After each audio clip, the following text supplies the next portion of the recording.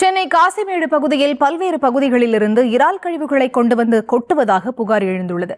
மூட்டை மூட்டையாக மலை போல் குவிக்கப்பட்டுள்ள கழிவுகளால் துர்நாற்றம் வீசுவதோடு சுகாதார சீர்கேடு ஏற்படும் அபாயம் ஏற்பட்டுள்ளதாக அப்பகுதி மக்கள் அச்சம் தெரிவிக்கின்றனர். விவரங்களை தர காத்திருக்கிறார் செய்தியாளர் பிரபு. அவரிடம் பேசலாம். வணக்கம் பிரபு, விவரங்கள். வணக்கம்.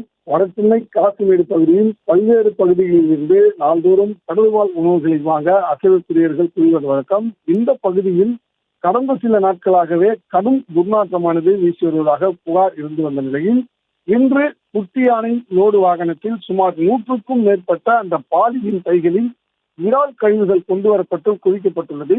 இறால் கழிவுகளை கொண்டு வந்த நபர்களிடம் கேட்கும் பொழுது இதை தாங்கள் சிந்தாதிரிப்பேட்டை மற்றும் சென்னையின் பிற தமிழகத்தின் பிற மாவட்டங்களில் இருந்து எடுத்து வருவதாகவும் பல்வேறு பகுதியிலிருந்து எடுத்து வருவதாகவும் இதை சிவா என்பவர் கூறிய பேரில் தாங்கள் இங்கு கொண்டு வந்து காய வைப்பதாக கூறியுள்ளார்கள். மேலும் ஏற்கனவே இங்கு இந்த பகுதியில் இறால் கழிவுகள் மழை போல் குவித்து வைக்கப்பட்டுள்ளது. இதனால் அந்த கடும் சுகாதார சூழல் ஏற்பட்டிருக்கிறது. விவரங்களுக்கு நன்றி பிரபு.